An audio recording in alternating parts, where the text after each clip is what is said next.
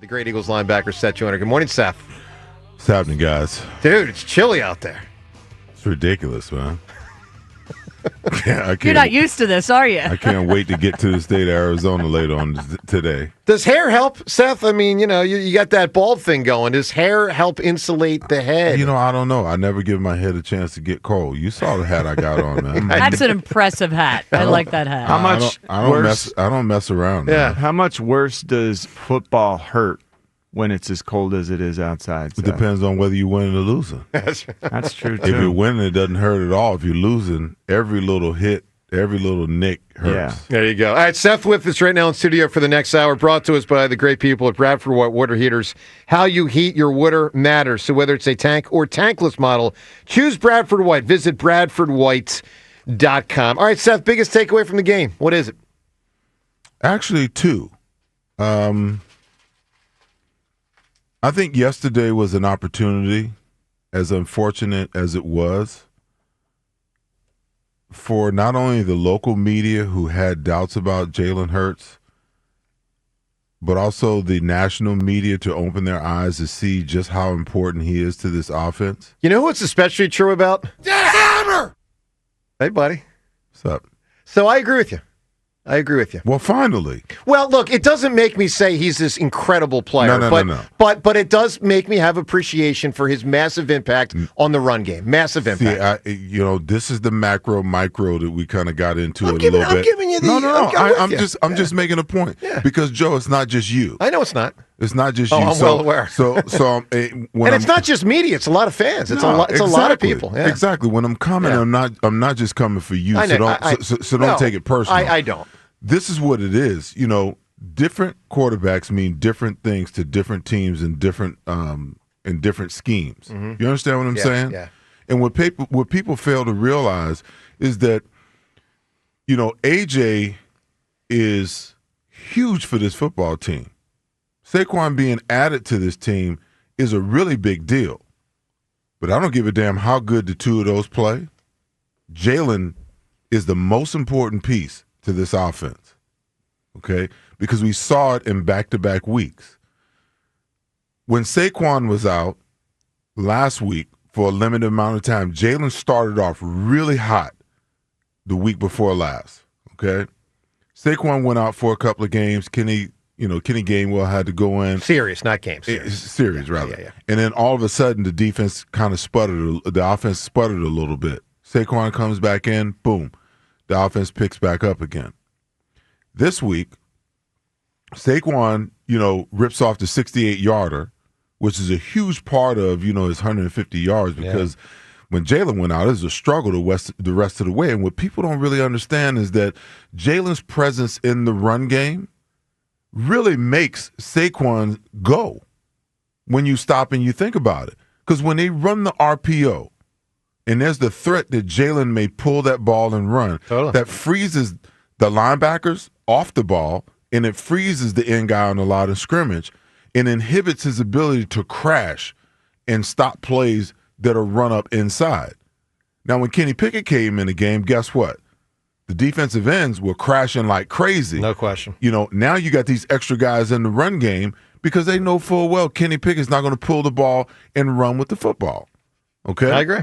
So people need to stop this nonsense that any quarterback can come in here with this amount of talent, this amount of ability, and set the league on fire because there's only a handful of other quarterbacks in the National Football League that can do what Jalen Hurts does and add to the running game and the passing game the way that he does. Now we can open our eyes, to the reality of what's really going on. Because if Jalen Hurts plays in that game yesterday, the Eagles score 40 points and beat the damn brakes off of the Washington Commanders. That's just a fact. Third quarter. So, Seth, I'm with you almost entirely. I'll just have this one pushback.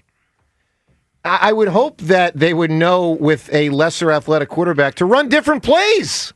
They had the lesser quarterback in there yesterday, Joe, and what happened? They run different plays. My point is, if there was a different quarterback in there permanently, it wouldn't be this offense, and hopefully plays more tailored to the quarterback. That's not the point, though. No, I know that's not the point, but part of my point is I think they put this quarterback, Pickett, in a tough spot where he's running plays that really aren't suited to his skill set. Any quarterback that you put in that comes in mid-game is going to be put in that situation because the game plan that you put together all week long was for Jalen Hurts to run it. But you've had once Jalen Hurts went out of the game, Joe, they're over there on the sideline. They're on the sideline scrambling because the game plan that they have for Jalen, Kenny Pickett can't run that. Yeah, but my point is have a different game plan at the backup quarterback. You has to get in there. practiced it all I don't week care. with Jalen. He is the only quarterback who practiced all week long. John, let me settle it. I'm agreeing with you. I'm agreeing with you. When Carson Wentz went down, even though the Eagles had success with Nick Foles in the beginning, they had to adjust and create a whole nother offense. I know. It didn't happen in the first game, Joe. That's fair. That's fair. But I'm just saying, I wish after 4 months they would have had other plays ready. It's not that easy. Immediately ready. It's not that Just easy. immediately ready. Now, even though they didn't practice it all week. I would expect for him to be much more prepared if he has to play this week. Sure. Totally. Okay? Me too. Because now you've got enough time to devise something that works for him. Yeah, I agree. What was point two? What do you like here? Two main takeaways. What's your second takeaway? Point two is, and I've been watching on social media, CJ Gardner-Johnson, even his comments after the game. Today's NFL is different. When I play, you could cuss a referee up and down, and they just had to swallow it. They didn't care. They let it go. Today, they're so thin-skinned. If you say the wrong thing to them, it's a pride thing. You don't talk to me like that. Do you know the power that I have? And they want to throw the flags. Okay? Is that what it was? He attacked the official? He didn't say anything to the official. It was just what he was saying. Okay? Mm-hmm. And I hear people, that's the way he plays. And no. Slow down. Everybody knows that if you get too unsportsmanlike, gone. That your ass is gone. That's right? right. You already know that. No question. So the minute that he got the first one, and I'm sure the referees along the way was like, okay, dial it back. They're telling him the whole way. Including the coaching staff probably grabbing him. Including the coaching staff. Yeah, totally. You have to shut your damn mouth and play football. Okay? I agree. He's over the top. But that's part of what makes him him. No. BG does the same thing. Yeah. Has BG ever been in that situation, John? Probably. You mean where he gets ejected? Yeah, no. Just getting unsportsmanlike. Yeah, no. Okay? So whatever it is that he said was so egregious. He knows how to draw the line. He was so egregious that the other guy could hit him in the face. Yeah. And the referee goes, oh, no, that's you. Okay? Yeah. We watched it. Oh, we saw it. The ref was emphatic. Okay.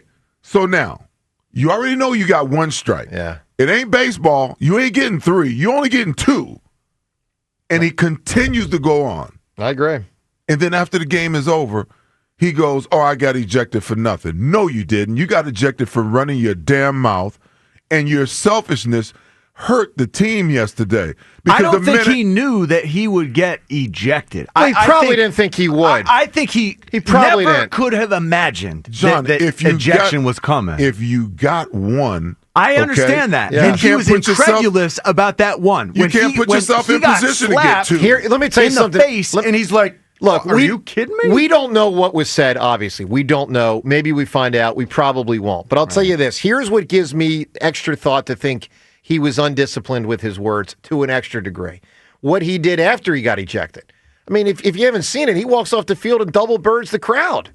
So, and he's going to get fined for that. So you can't tell me you had a disciplined mind. Then he goes, when you get ejected and you throw the bird to the fans. Then he goes on social media after the game, and it's everybody else's fault except for his own. Here's what he said. Respectfully, got kicked out for nothing. I play with passion and fire. Guys was chirping all day. What do you expect? Here's what the referee said. A pool reporter met with the referee, or at least a referee, that gave a statement on the matter. Here's what was said by the ref. Quote, he's, meaning CJGJ, he's basically taunting the opponent on the second foul. He already had a first one earlier in the game that we announced as his first towards disqualification. So this became his second. He was taunting the player, so that's a disqualification by rule. Look, we don't know what was said, so it's impossible to discern whether it truly should have been thrown out or not. So I don't care what was said, okay? Don't do the second one. You're a major piece on that defense, and you can't put yourself in that situation when you know you only got one strike left. He could not imagine that was going to happen.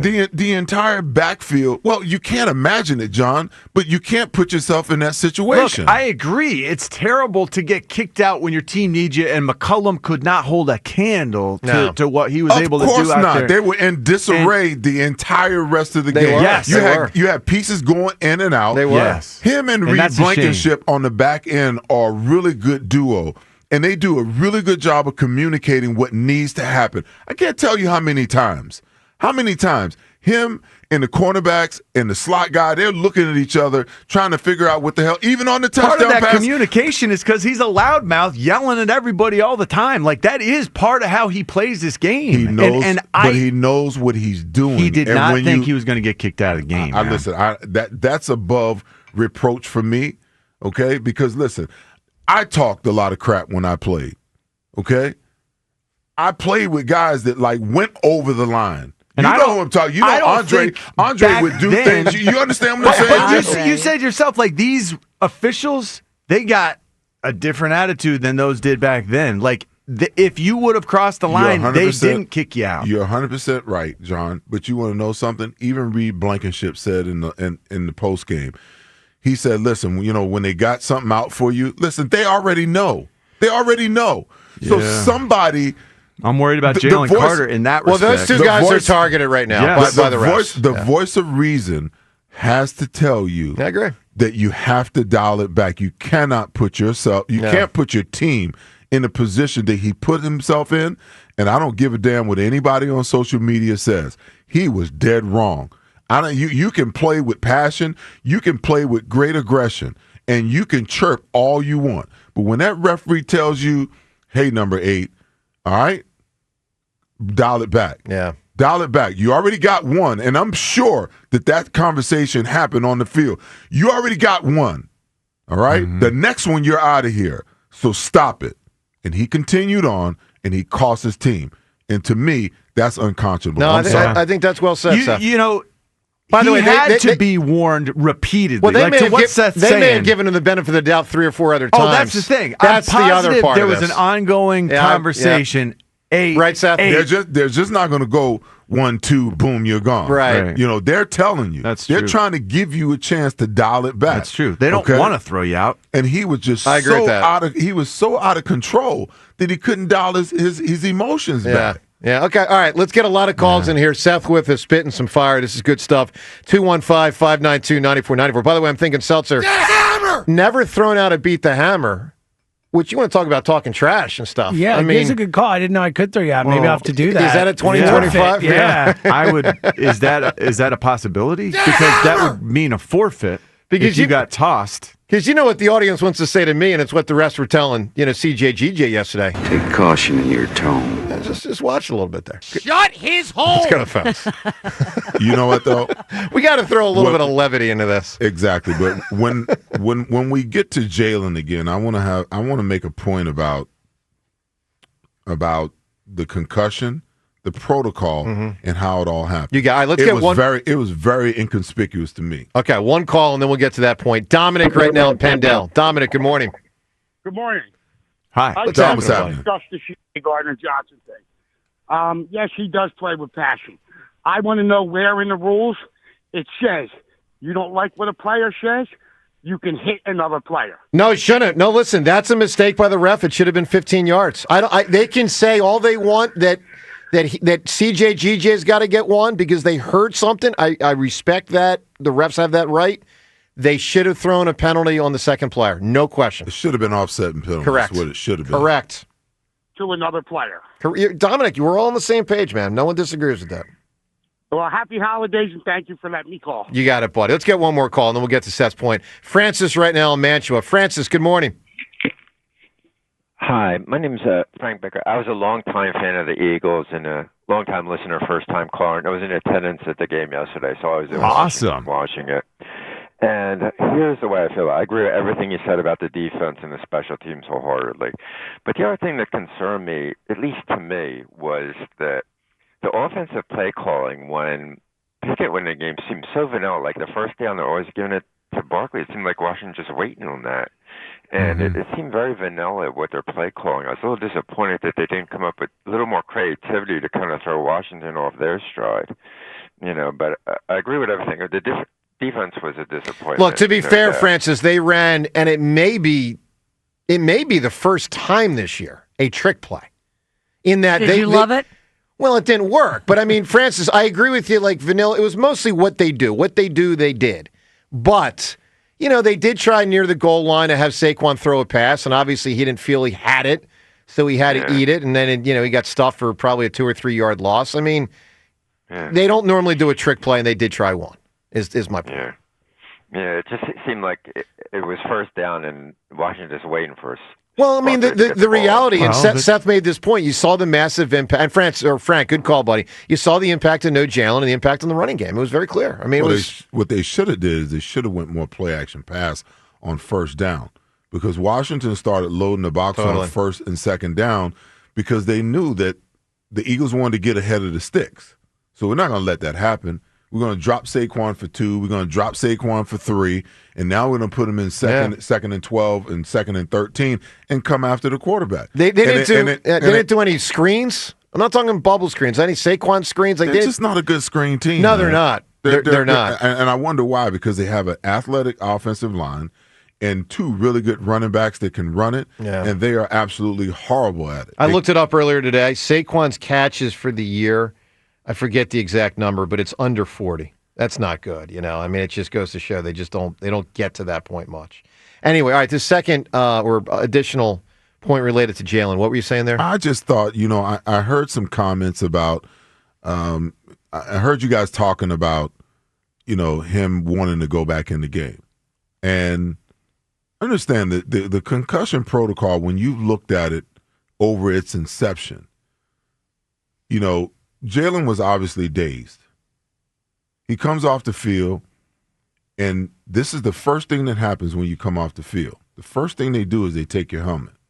So they should have taken his helmet. They should have kept his helmet, right? They took his helmet. Yeah. They took his helmet. He goes in the tent, and he comes out of the tent. He's got his helmet on, strapped up, looking like he's going back in the game. And that's why I thought he was going back in, because he had his helmet back. That's my point. You talk about something being real inconspicuous, because most of the time when you go into the tent and they take your helmet, they take you from the tent back to the locker room. I thought that was the protocol. That is the protocol. Yeah, you think there's a protocol mistake. That was absolute BS, okay? Because whatever he went through in the tent, he was cleared well enough for him to stand on the sideline, put his helmet back on, and look like he's going back in, and then all of a sudden somebody comes and they says, oh, you need to take him in the back. So whatever you did in the tent, I mean, that was very inconspicuous to me. Okay, I get your point. They should have either sent him back or not, and if he stays, he's allowed to play, if he's gone, he's gone. If he was going If he was going to the locker room, he should have went from the tent straight to the locker room, because they already had his helmet. No, so somebody cleared him enough to give him his helmet back and allowed him to be on the sideline looking like he was coming back in, and then all of a sudden they pulled him. Yeah, that's interesting. That to me was a head scratcher. Who made the decision that, now he needs to go to the – and then how long it took. It took almost a quarter and a half for them to say that he's out of the game. Right. That's usually done. See, that It was odd. It was odd. It was more than odd. Well, maybe they were noticing additional things. I don't know. I mean, maybe. I don't buy that, Joe. I don't buy it much. I don't buy it. I don't buy it at all. Do you think it was a protocol breakdown? No. You think someone messed up? Can I throw it over on the side of conspiracy? Fishiness. Yeah, no. What do you think happened? I think that a call came from somewhere and said, take him out of the damn game. That's my opinion. That's possible. That's my opinion. And for everybody that's thinking that he won't play this week, I believe that he'll play this week, because I think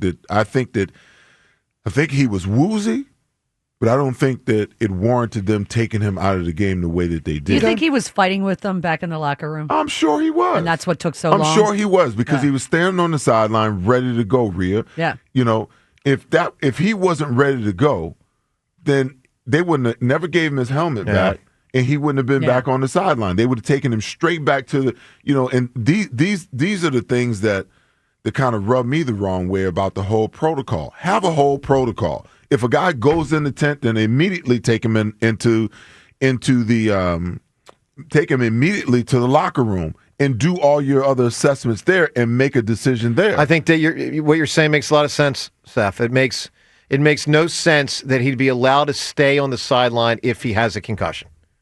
With his helmet. Or to even get his helmet. And he's trying to get back in the game. One is the same. He's impatiently if you let him pacing. stay on the sidelines, that's what the implication, you can come back in. There have been many occasions where I get it. Where a guy's standing on the sideline and they're trying to figure out whether they want to let him go back in. The reason why they take the helmet is because guys have been known to just run back in the game when nobody's looking, so maybe, and get a play or two in. But the fact that you gave him his helmet back, Howie might have made a phone call in the 2 or 3 minutes and said he's out.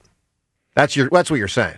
I want to go a little further. I want to go a little further than Howie. Howie wanted to win the game. Thinks the NFL said it looks bad. Take him out is what I think he's implying. I'm gonna say it without saying it. Okay, fair enough.